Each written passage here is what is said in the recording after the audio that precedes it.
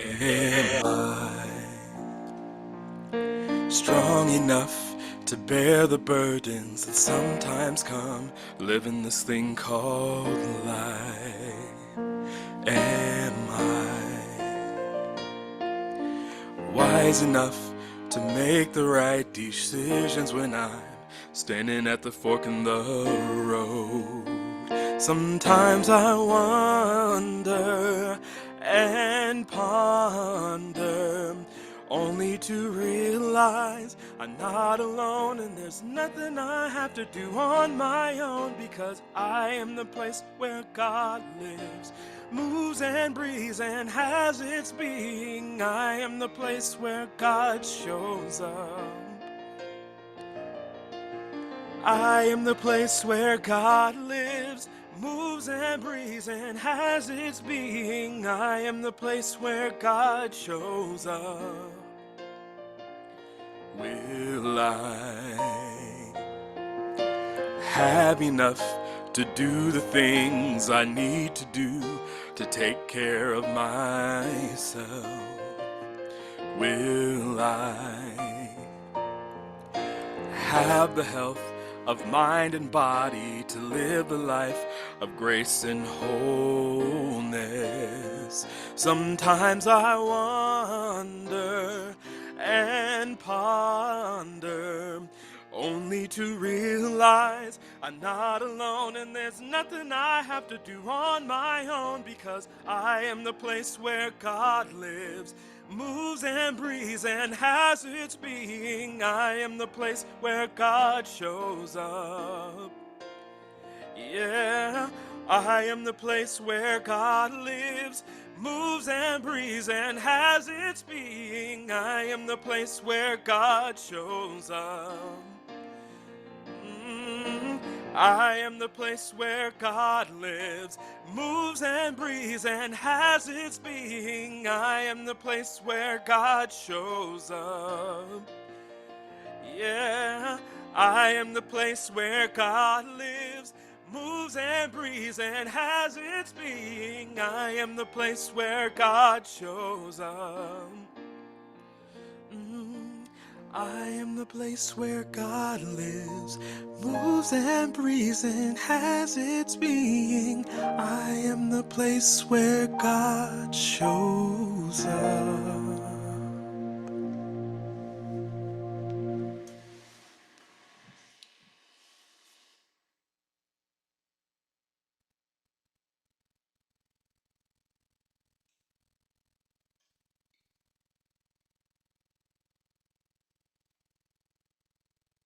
And following up with the opening praying. Adelante, Susan. Gracias.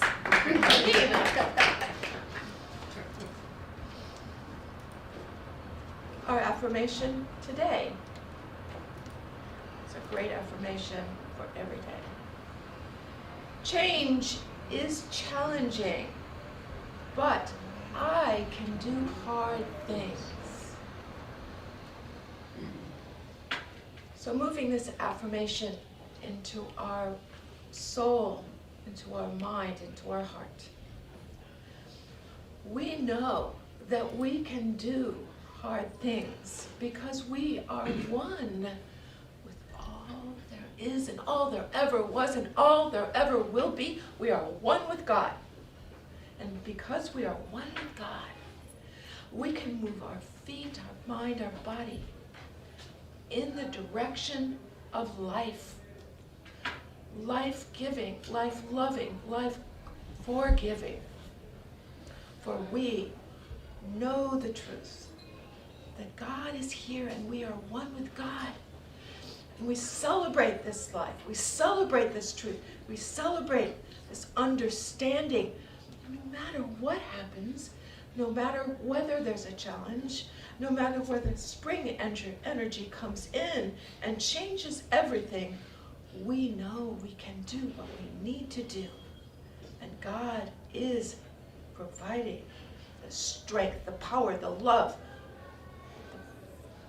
the understanding, and the energy that we need. And knowing this, we give grateful thanks, letting anything else run off of our body like the rain and the dew. For God is here. We are one with God, and so it is. And so it is. And so it is. And so it is. Thank you, Susan. Thank She you. knows that there's no And now we have a very exciting and motivator with our inside speaker, Richard. Richard Moore. Welcome, Richard. We need you to wake us up. Adelante. Welcome. Adelante.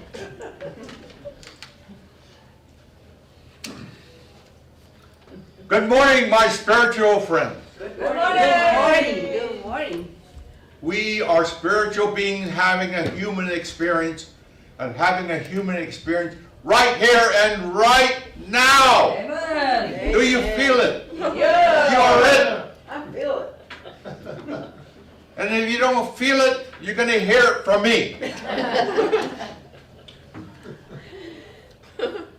I remember, or else I always remember as I walk in the evening and see the stars in the skies. And I see and I feel it and I say, I am part of the power that hung the stars in the skies. And you are too. And if you feel that wonderful power, there's nothing else to do, is to be, to be, to be. When I say God is all there is, there's really nothing else to do, because God is all there is. You are part of that wonderful power. And because you are here today to hear these words, there's nothing else to do.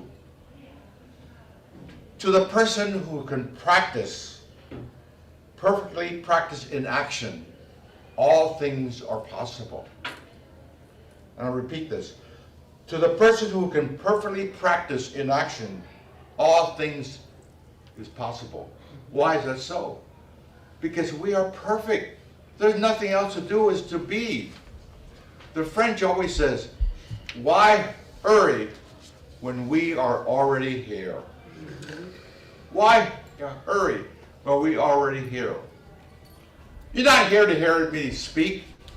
You are here to be that person in which you are. You are perfect as you are. There's nothing else to do. And the challenge is to be, to be, to be. You know that. I know that. We all know that. I stand here to be seen. I speak to be heard. And in a few words, I can shut up to be appreciated. And you know, you're going to appreciate what I have just said. Yes. God is all there is. You are spiritual beings having a human experience right here and right now. And Harriet and Reverend, Lynn, you know that when Jace got this deal, remember, many days, that he is God in action and you are God in action. And that's how we got to start, to hear the voice that God is all there is. You have to conceive of your word and know that that word is what you really mean to be. When I say God is all there is, everything is done. There's nothing to do, like I said, is to be. To be, to be. You are here today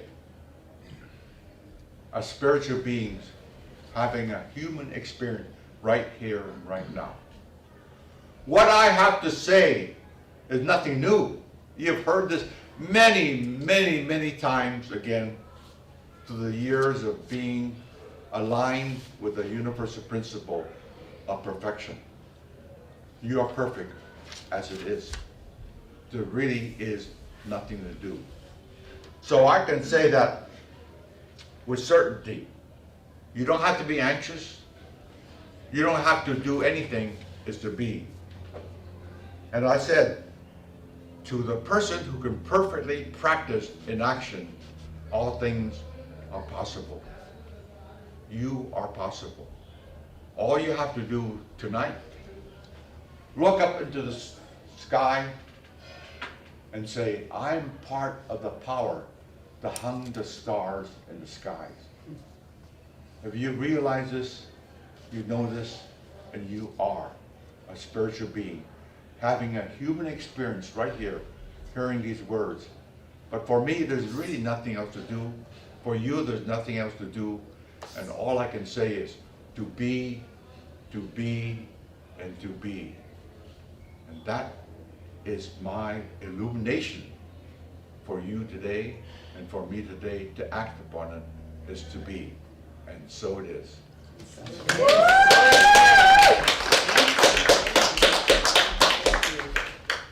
Great. Gracias. Thank you so much. Thank you. Uplifting inside speech, which is great. Great.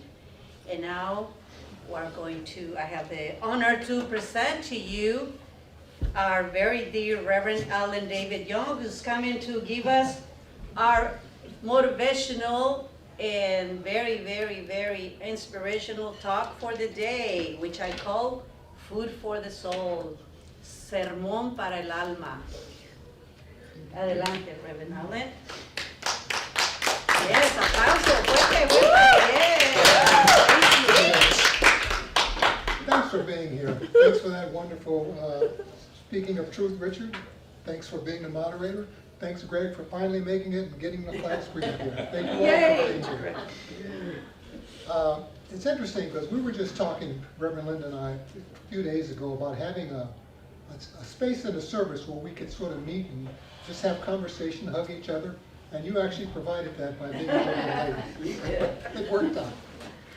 Anyway, today's talk is about where comfort ends, transformation begins. That's the title of the talk. And it's to talk about that shift that takes place in all of us and in everyone else on the planet when we embrace discomfort. When we embrace discomfort, that's when it's happening.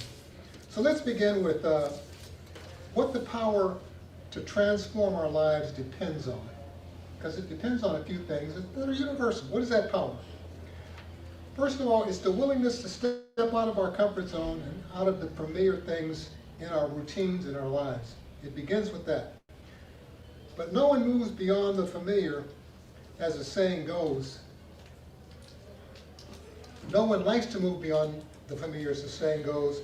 But that's where the magic begins. When we move beyond the familiar, the magic begins to happen in our lives.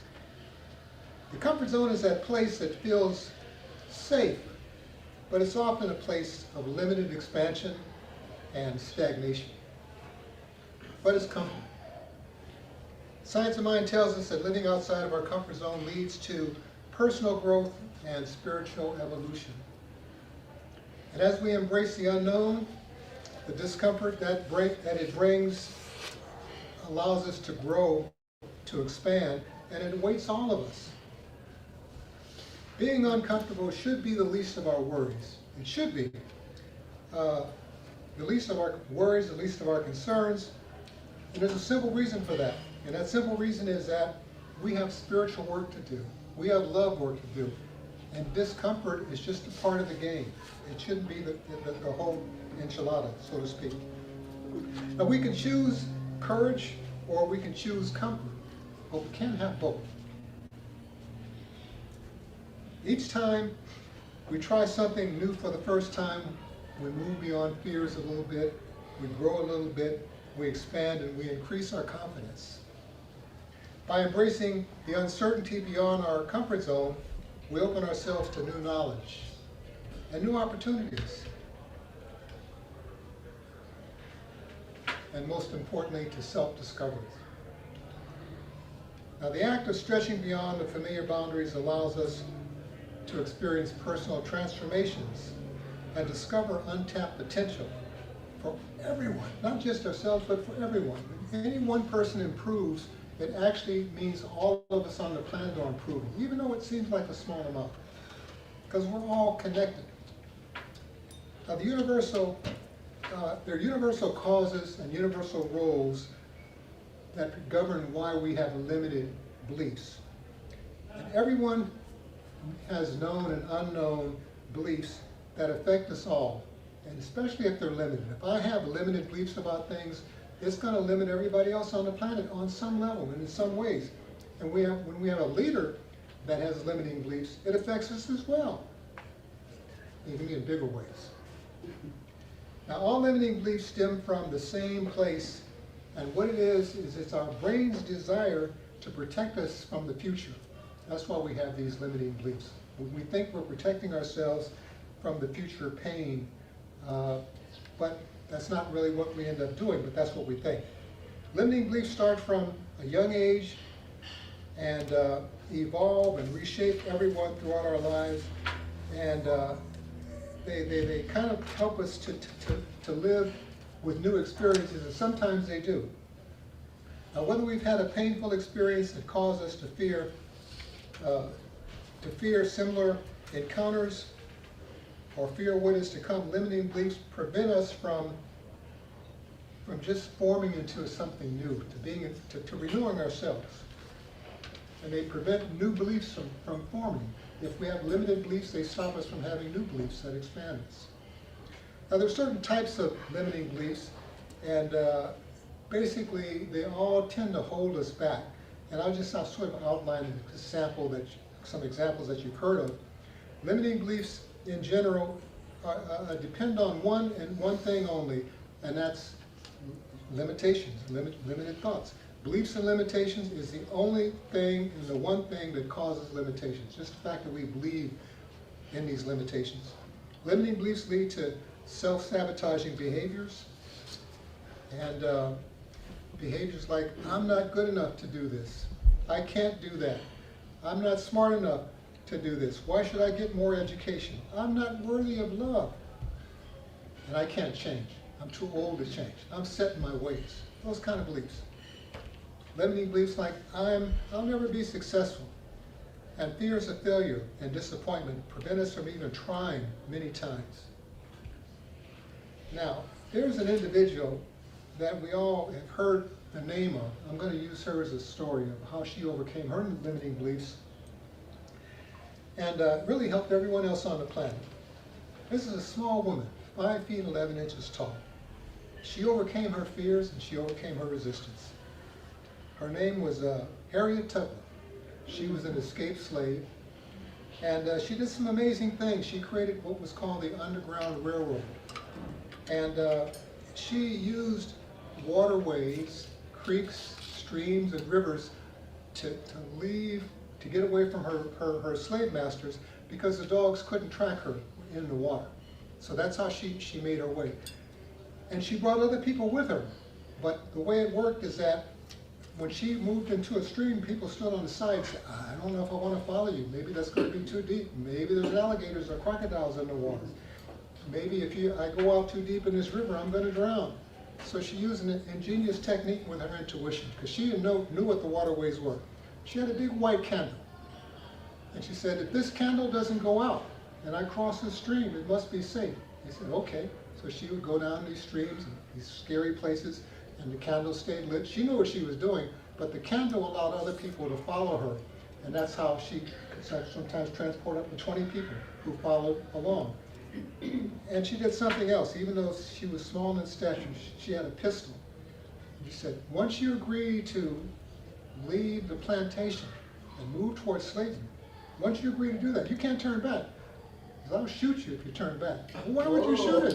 Well, because if you turn back, they're going to interrogate you and ruin it for everybody else. So once you start, you've got to finish.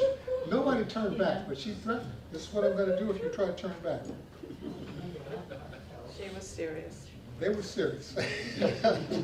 And it turned out that along the way, she picked up a lot of abolitionists who helped her build upon the Underground Railroad. And even later on, she helped the Union Army find out where some of these slaves were being held and where the plantations were and how to get them free. And not long ago, the governor of Maryland finally gave her a title, general. Harriet Tubman. She just got that title maybe 6 months ago. General Harriet Tubman, after all this time. Now, there's some popular examples of people, not necessarily that famous and maybe even more famous in their own ways, who went beyond their comfort zone, and the idea that they're not separate. They transcended being separate. And because of that, they transformed the lives of everyone else. Who were some of these people? One is a woman named Marie Curie. And she was a woman who did something in a male-dominated field of science. And what she did transformed how people think about women, how women thought about women as being intellectually inferior to men. How'd she do that? She got a Nobel Prize in physics, and she turned around and got a Nobel Prize in chemistry, and people said, wow, women can do that. There's the proof. Then there was a fellow named Nelson Mandela. 27 years in prison for his anti-apartheid activism. He endured a lot of discomfort. He endured a lot of pain, a lot of suffering. But he kept on to his vision and committed himself to racial equality. And upon his release after 27 years, he led South Africa to a peaceful transformation of democracy. And that transformed the planet, not only South Africa, but the whole planet. People were aware of that example, and it was helpful. Then there was one more example I want to share, and that's a woman named Jane Goodall. Everybody's heard of her, probably. And she defied a lot of conventional scientific knowledge by hanging out with chimpanzees and looking at them in their natural habitat. And she found that these chimpanzees had close bonds with each other. They could make tools, and they had social structures and a hierarchy. And that changed, once she produced that research, it changed how people thought about chimpanzees. Sometimes they're considered our closest relatives in the animal kingdom. So one individual, by doing their thing and seeing that they're not separate, can transform the whole planet through their examples. Now there's some paths to overcoming limited beliefs and self-imposed boundaries that are kind of universal. One of the first things is to recognize that growth lies beyond your comfort zone. Growth lies beyond your comfort zone. How do we do that? Well, we can use spiritual tools and practices that support our growth. We can cultivate mindfulness through meditation, through affirmation, and through visualizations. We can use journaling, self-reflection, and gain deeper awareness into ourselves and ultimately everyone else. We can seek guidance from teachers and from mentors to support our growth. And perhaps the most important thing is to make a commitment to lean into the unknown, challenge your fears, and push beyond these self-imposed boundaries and limitations that we have.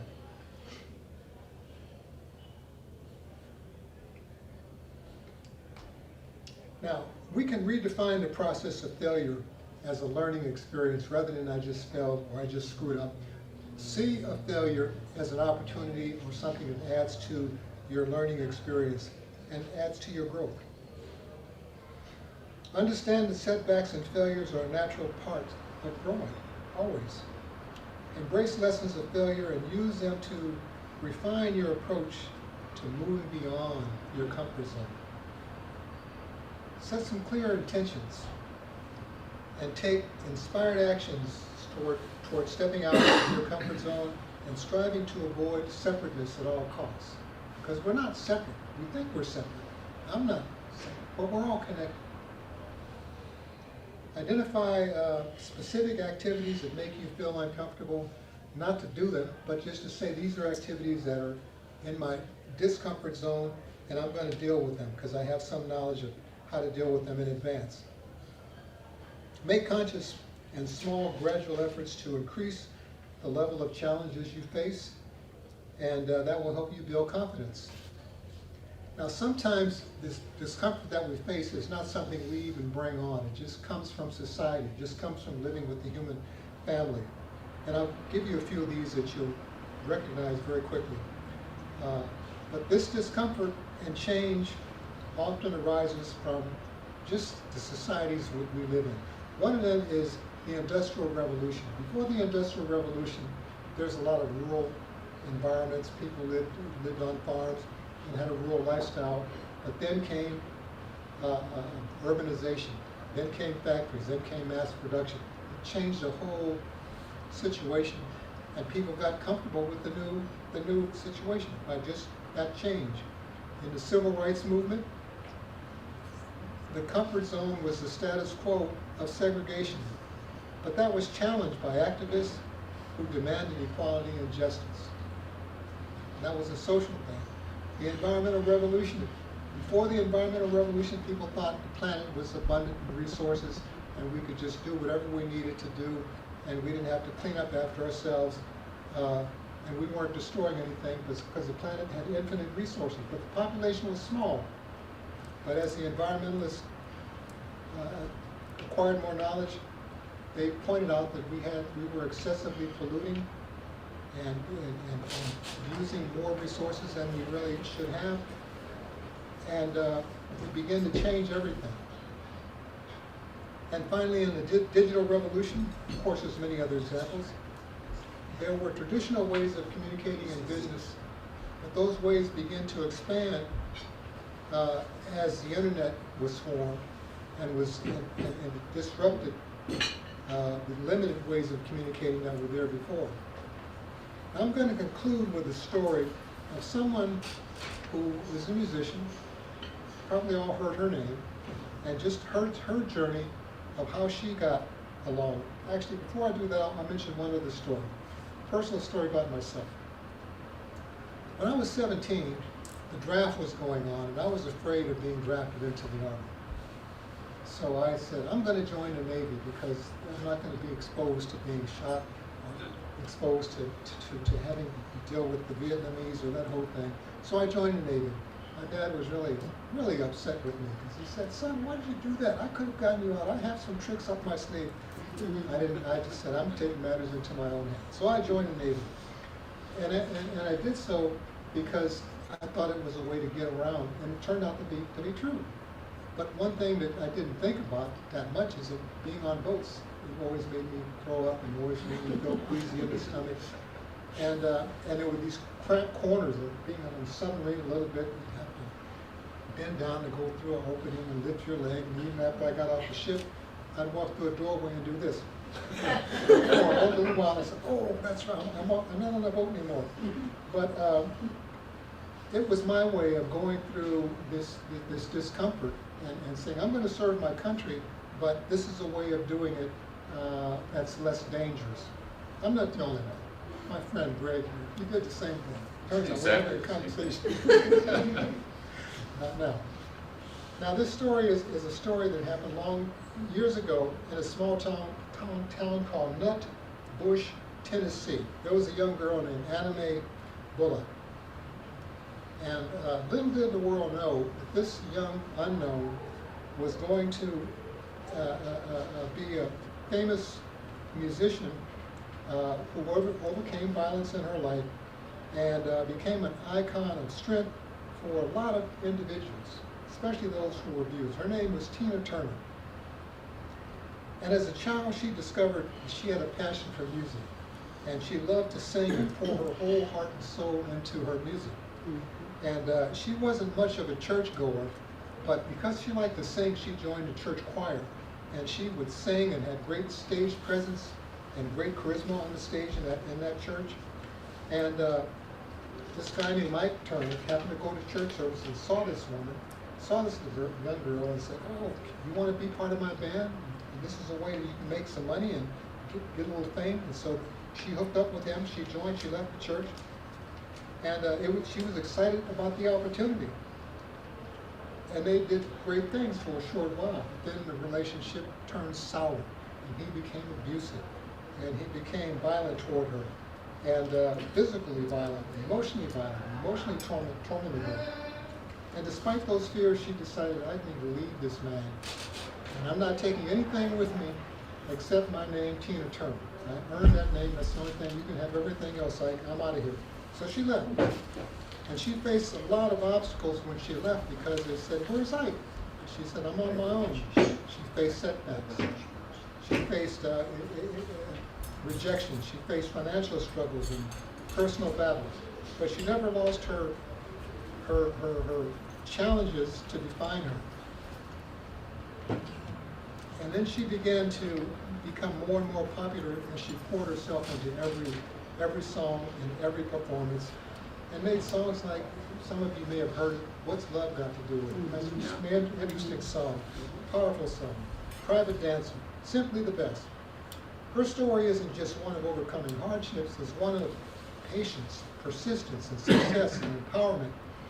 And what she did was use her platform to really show other women and other people that they could get beyond violence. And she became an advocate for domestic violence. She used her platform to raise awareness and support victims of abuse. And she became a beacon of all those trapped in similar circumstances as her own. And so basically her journey from small town girl to an international superstar through her unstoppable spirit, which is really our own spirit is unstoppable when we do it. Her determination became a symbol of strength and triumph. Now I'm going to leave you with two questions. They're personal questions for you to answer on your own at your own time that relate to this topic. Question one is, what are some examples of times in your life where you stepped out of your comfort zone? Maybe you didn't join the Navy, but what did you do to step out of your comfort zone to accomplish a goal that was important to you? That's just a mental note to make for yourself. Secondly, what are some of the limiting beliefs you have now that prevent you from stepping out of your comfort zone and embracing an expanded life, really the life of all of us? With that, I'm going to invite you to take a moment to go within. I'm going to give a closing, not a closing, but closing comes later, but just sort of a community treatment. So just put your attention on that quiet place. And simply know with me that we're all joined together like spokes in a wheel. This wheel is infinite in its reach. Everyone is connected to it. Everyone is different. We're all in this life together. As mentioned in last week's service, we're all interbeings. What affects one affects us all. And in this time of tumult, in this time of the world, we need to understand our connection and try to avoid separateness at all costs. So as we move through this service, as we move through this life, I accept healing for all of those who need healing, even those who don't think they need healing. We want to shake them up a little bit because sometimes they think they're well, but they need to be afflicted to understand that they're not as well as they should be. They need to get out of their comfort zone, so to speak. And so with that, I simply release these words knowing that our prayers are being heard, our prayers are being answered, for God is on the job all the time, as Richard said. And so you can join me in releasing these words into the divine mind that's everywhere present by simply saying, and so it is. And so it is. Amen. Amen. All right. Thank you. Thank you.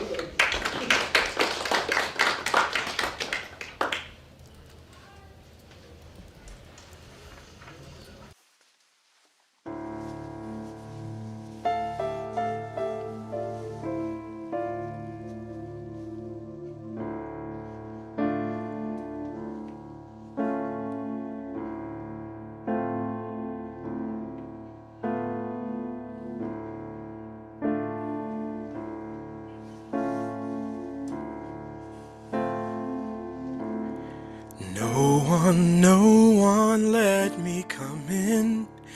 Doors are fastened and the windows pinned. Keep your hand on that plow. Hold on. No one said you done lost your track. Can't plow straight and keep a looking back. Keep your hand on that plow and hold on. Hold on. Hold on. Keep your hand on that plow and hold on. Hold on. Hold on. Keep your hand on that plow and hold on. We had a golden chain. Every link spelled with Jesus' name. Keep your hand on that plow and hold on. Hold your chain and never tire. Every round goes higher and higher. Keep your hand on that plow and hold on.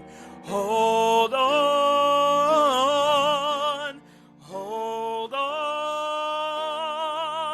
Keep your hand on that plow and hold on.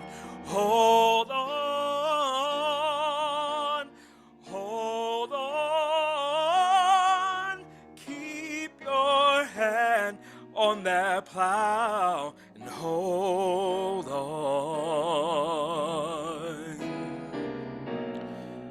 Ooh. If you wanna get to heaven, I'll tell you how. Keep your hand on that gospel plow. Keep your hand on that plow. Just hold on. Hold that chain and never tire. Every round goes higher and higher. Keep your hand on that plow and hold on. Hold on. Hold on. Keep your hand on that plow and hold on. Hold on. Hold on. Keep your hand on that plow. Keep your hand on that plow. Keep your hand on that plow and hold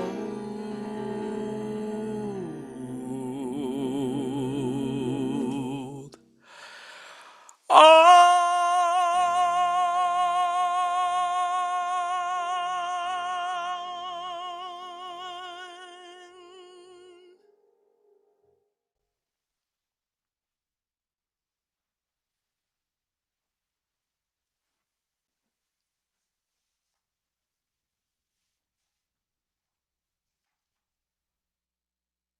Peninsula, we believe on blessing our money, blessing our financials, knowing that the more we give, blessing and giving, by giving to the community, by giving to the congregation, anywhere we're giving to support humanity is coming back to us twice as much or 7 times more. So abundance comes to you and me.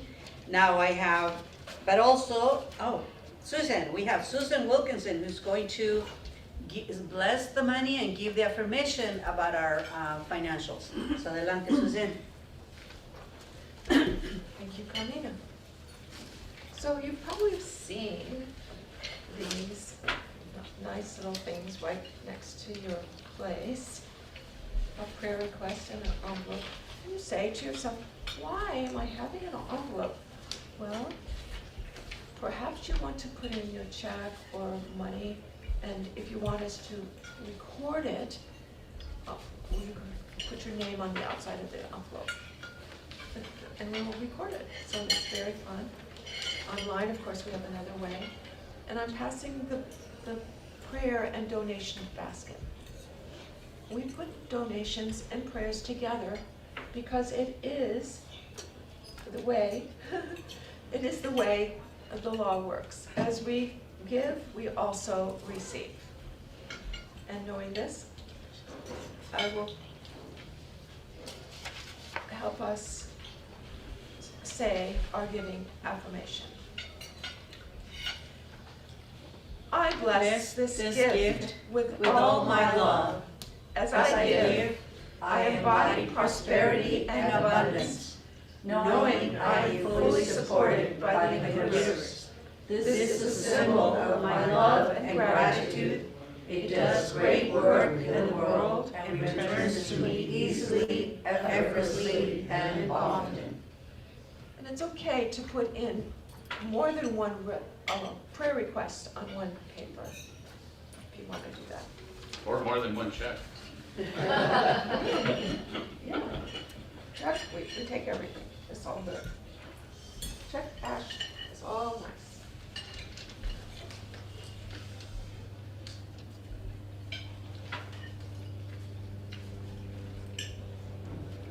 Thank you, Susan. Thank you very much.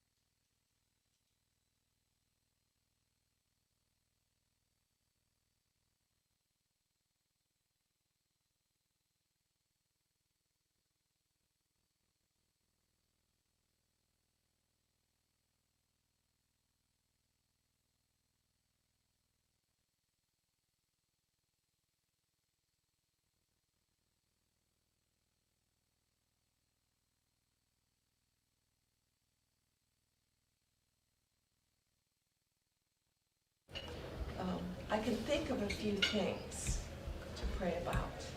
Perhaps you can too. But let's offer a blessing for the prayers and also the donations. Divine Presence, Creator of all, in and through all, seen and unseen, as I am one with our Creator, so too is everyone here in this room, in this meeting, and in the world. I know each gift given here today is blessed and given from the heart. I recognize that these gifts do great work in the world. As we give, we make a place for these gifts to return back to us manyfold. That is the law of circulation, the way things work. Each prayer offered and received in the ministry of prayer is already being answered in the mind of God as our practitioners lift each submission in prayer for the next period of time. I know that the comfort, the joy, the peace, and the abundance is already manifesting.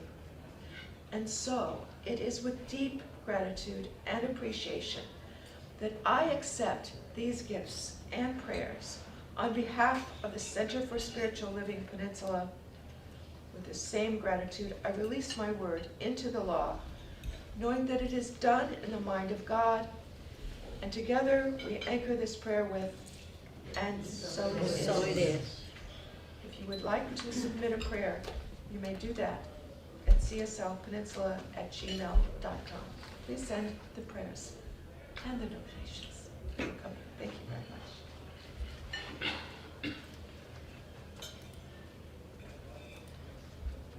Thank you, Susan.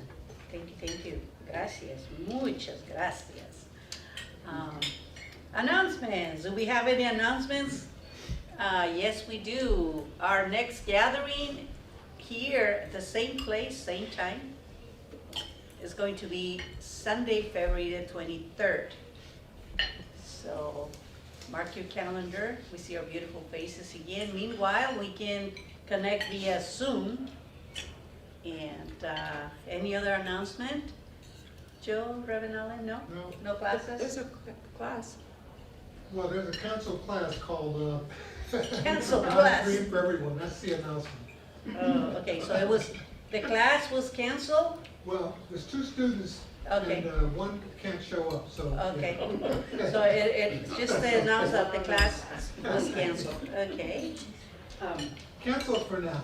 Canceled for We'll now, do it again. okay. Reschedule. Postponed, okay. Reverend Linda? I would just like to take this opportunity that prayer really does work, that I had everybody on my side, on God's side, for my procedure on Wednesday, and everything, wonderful. Of And I- course. Yay. Thank you. Thank you, Reverend Linda. Oh, Yes, wait, the commencement that, Beth?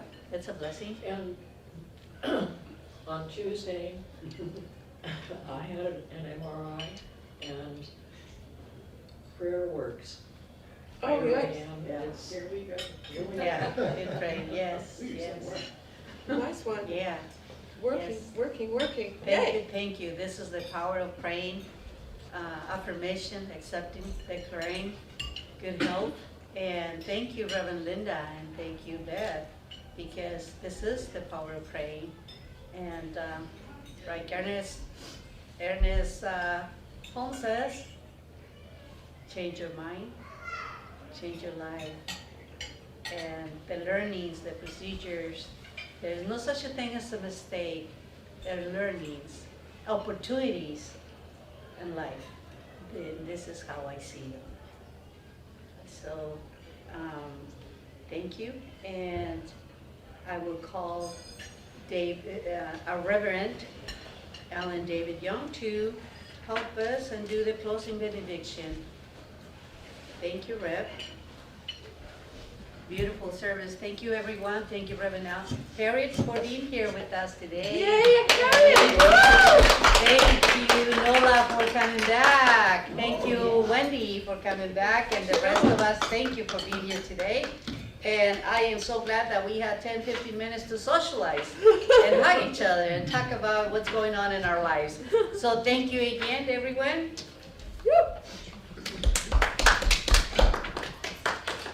Closing words for this service are about to begin. I invite you to go within for a moment. Put your attention on that wonderful place. And let's give thanks for this holy ground upon which we stand and sit. For God is in the room. O great Spirit, earth, sky, sun, and sea, you are inside me and all around me. Dear Father, Mother God, who is everywhere present, how sacred is thy nature and comforting thy presence. Just take in the stillness for a few seconds to breathe into your heart. Let there be peace on earth.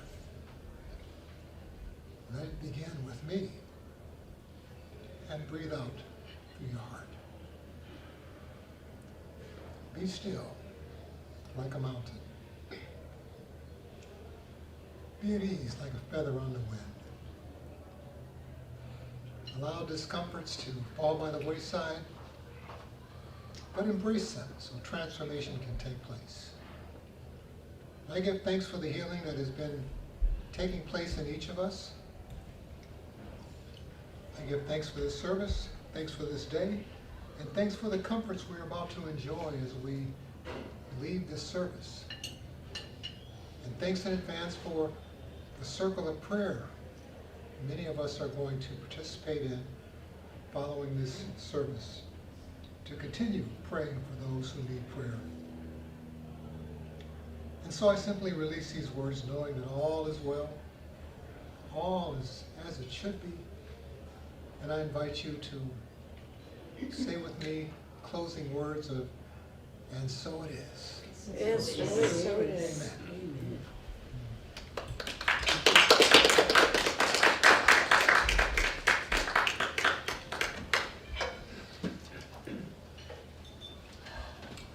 Susan, this was Are such we a all like- sweet thing that you did. Sure. It was like a little Close it. present waiting Are for we us. all like- Okay.